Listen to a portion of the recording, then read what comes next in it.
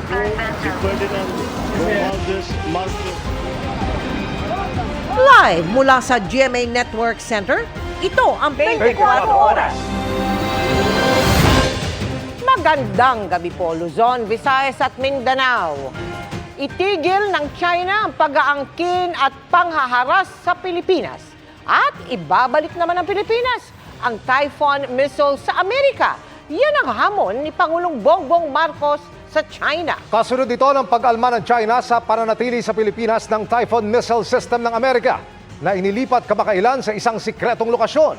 Ang pahayag na yan ng Pangulo sa gitna ng patuloy na pananatili at pag-ikot-ikot ng mga barko ng China Coast Guard sa Bajo de Masinloc at pagtatangkapang makalapit sa Zambales. Nakatutok si Ivan Mayrina.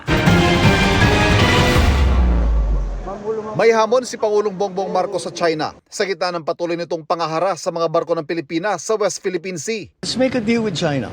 Stop claiming our territory. Stop harassing our fishermen and let them have a living. Stop ramming our boats. Stop water cannoning our people. Stop firing lasers at us. And stop your aggressive and coercive behavior. And I'll return the Typhoon missiles. Tigil nila yung ginagawa nila, babalik ko lahat yan. Tugon niya ng Pangulo matapos kundinihin ng Chinese Foreign Ministry ang pagkakaroon ng Typhoon missile system ng Pilipinas mula sa Amerika. Tinawag ng China na mapanghamon at mapanganib ang desisyong ito at nanawagang agad na itigil ang missile program. I don't understand the comments on the Typhoon missile system. We don't make any comments on their missile systems, and their missile systems are 1,000 times more powerful than what we have. So, I don't understand.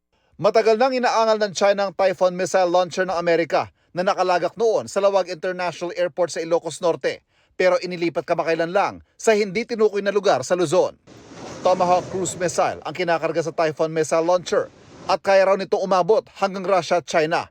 Kasama sa Balikatan 2024 ang Typhoon missile launcher at iniwan ito ng Amerika sa Pilipinas. Inaayos na raw ang training ng mga sundalong Pilipino sa paggamit nito. Sa Bajo de Masinloc, halos isang buwan na ang mga barko ng China Coast Guard na umiikot at nagtatangkang lumapit sa probinsya ng Zambales. Hanggang kanina, sabi ni Philippine Coast Guard spokesperson for the West Philippine Sea, Commodore J. Tariela, may 4 na China Coast Guard na paikot-ikot sa Bajo de Masinloc kasama ang kanilang monster ship. Ang BRP Teresa Magbanwa ang nag-iisang nagbabantay at nagtataboy sa mga barko ng China. You are advised that you are currently sailing within the Philippine Exclusive Economic Zone. Pinakamalaking kaalyado ng Pilipinas sa sigalot sa West Philippine Sea ang Amerika. Kinumpirma ng Pangulo ang napipintong pulong nila ni US President Donald Trump.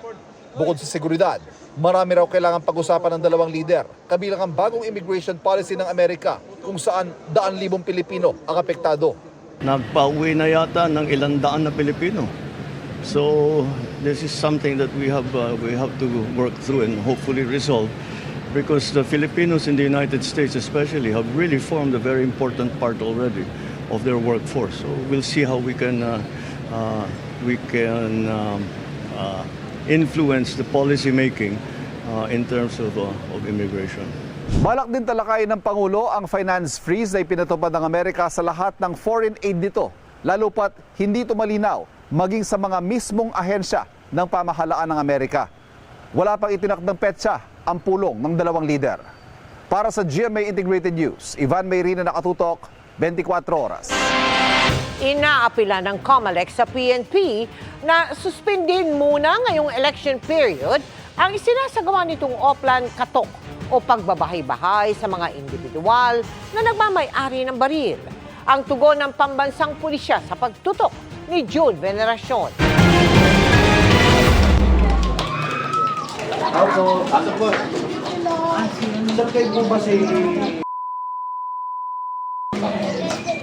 Oplan Katok ang tawag dito. Sa ilalim ng matagal ng operation plan, binibisita ng mga pulis ang mga gun owner na expired ang rehistro para pakiusapan na magpa-renew. Nakatali po yung baril niya, sir. Wala ka tayo. Bali po, sir, aware po namin kung na-process niyo po yung ELTA po na-process niyo po. Ay, hindi po. Ang mga kinakatok ay mga nasa listahan ng PNP Firearms and Explosives Unit ng mga individual na expired ang gun registration. Kaya, sir, pa-receive na lang po ako dito, sir.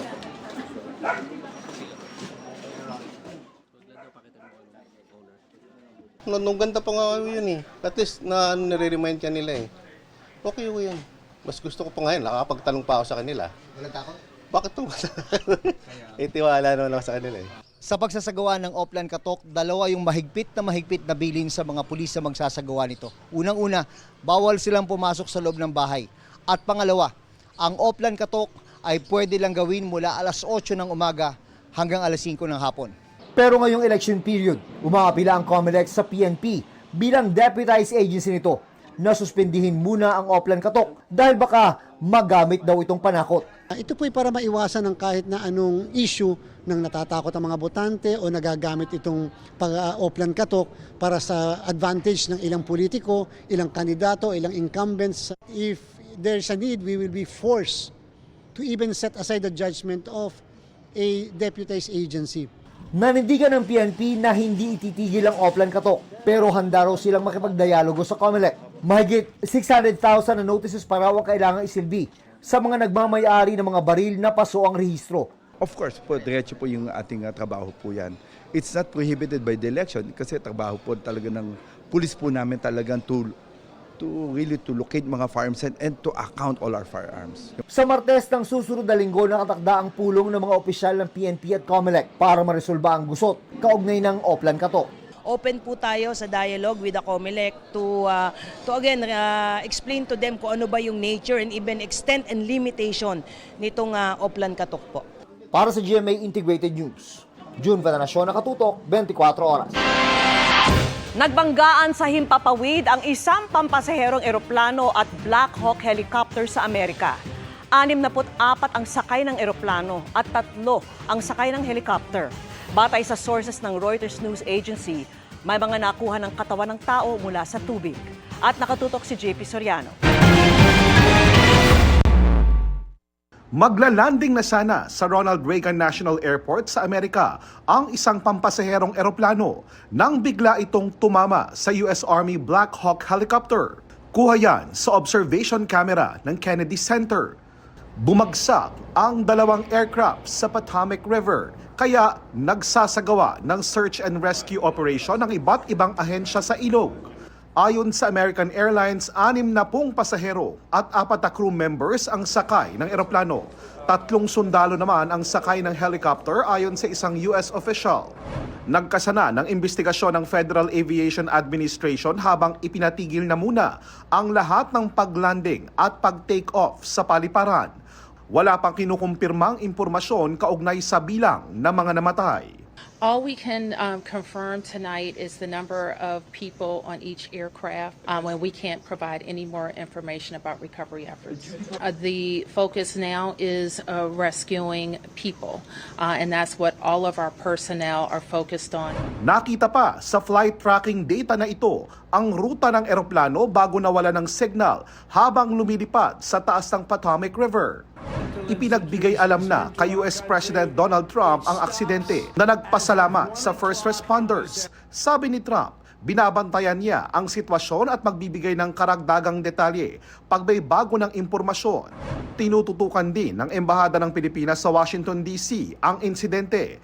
Pero sa ngayon ay wala pa raw silang nakukuhang ulat na may Pilipinong nadamay. Para sa GMA Integrated News, JP Soriano, nakatutok 24 oras. Iniugnay ni Pangulong Bongbong Marcos sa anyay destabilization ang paghahain ng petisyon sa Korte Suprema para questionin ang 2025 national budget. Sabi ng Pangulo, kumpiyansa raw ang Office of the Solicitor General na maipagtatanggol nila alinsunod ang budget sa saligang batas. Nakatutok si Ivan Mayrina. Wala na raw maisip pa ang Pangulong Bongbong Marcos sa motibo ng mga nagkakit pa sa Korte Suprema para questionin kung naayon ba sa saligang batas ang prosesong pinagdaanan ng 2025 national budget. We shut down everything. I guess that's what they want. They want the government to cease working. So yung matuloy yung kanilang mga destabilization na ginagawa. Naghain ng Lunes sa Korte Suprema ng petition for certiorari in prohibition sina Congressman Isidro Ungab at dati Executive Secretary ni Marcos sa si Attorney Vic Rodriguez. Git nila, paglabag daw sa konstitusyon ang pagkakaroon ng mga blanco sa Bicameral Conference Committee report ng Kongreso na naging basihan ng 2025 General Appropriations Act. Mismong si Acting House Chairman on Appropriations Stella Kimbong umamin, may mga blanco sa niratipikahang BICAM report ng Kongreso. Napunan daw ng technical staff ng Kamara at Senado ang mga tinawag niyang corrections na ito, pero wala raw binago sa mga napagkasundo ang mga numero. Kinumpirma rin niya na ang nakarating na General Appropriations Bill sa Pangulo, wala ng blanco. Ito rin ang iginiit ni Pangulong Marcos. Anya, binusisi niyang 4,000 pahina ng GAA at wala siyang blankong nakita. Because I reviewed it, analyzed it, and yes, in parts, vetoed it. And so for those of you, and up to now, I cannot find those damned blank items. We'll keep looking, but I really am convinced that they simply do not exist because it is not allowed to exist. Ipaubaya na raw ng Pangulo sa Office of the Solicitor General ang pagtatanggol sa national budget. Well, the Solzhen, of course, will be the ones who will argue for the government. He tells me, Solzhen Maynard tells me that we are on a solid footing in terms of constitutionality. Para sa GMA Integrated News, Ivan Mayrina, nakatutok, 24 oras.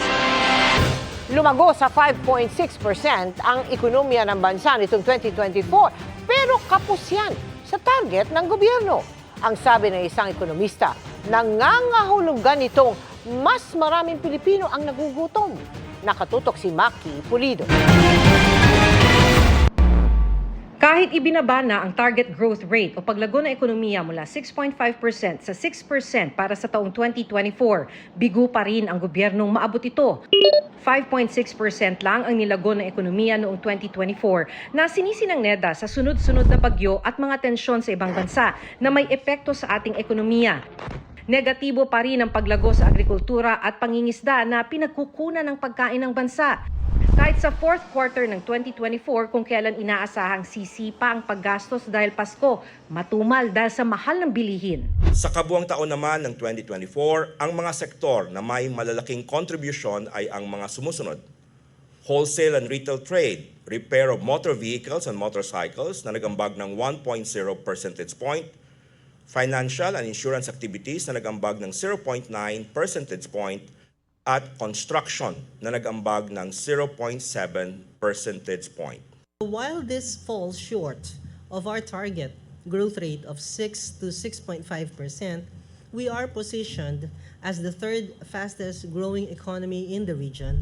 Ayon sa ekonomistang si Professor Emmanuel Leco, ang ibig sabihin lang ng mga numerong ito, mas maraming nagugutom na Pilipino. Ibig sabihin yan, tinatamaan ang bulsa ng mga mamamayan pagdating sa mga matataas na bilihin. Dapat ma-realize ng ating pamahalaan. Napapansin niya ng mga tindera sa palengke dahil pa isa-isang piraso na lang daw mamili ang ilan sa kanilang mga customer. Sabi nila, ang mahal naman ng gulay, ganyan sila.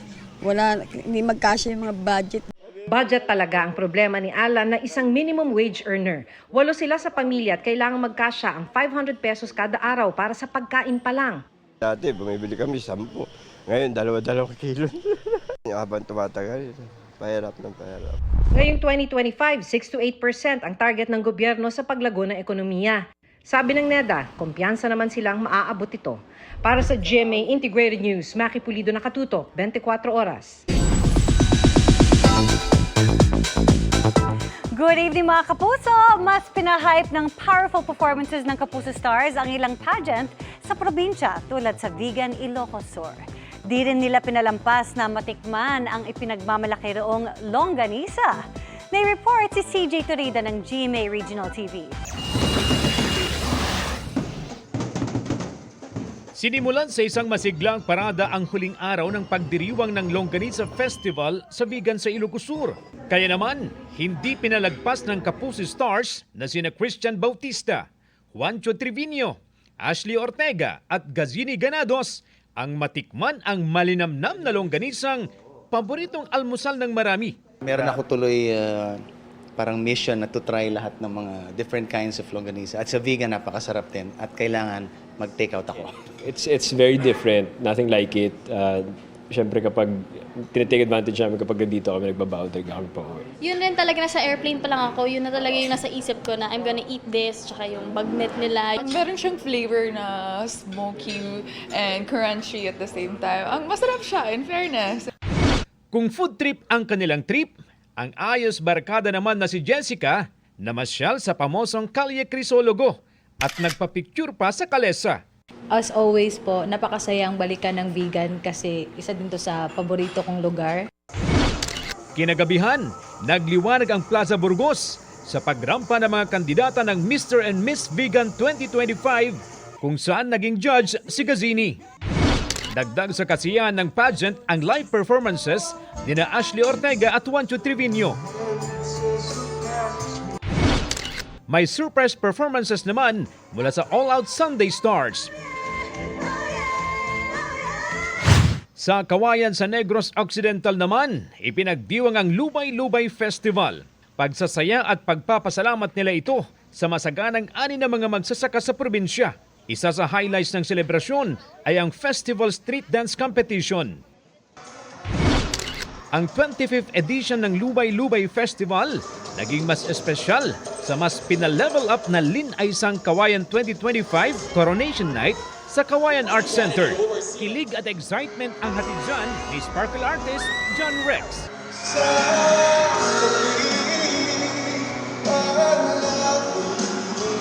Ang isa sa mga nagsilbing judges, si Miss Universe Philippines 2021, Bea Gomez. Mula sa GMA Regional TV at GMA Integrated News, CJ Torida. Nakatutok, 24 oras.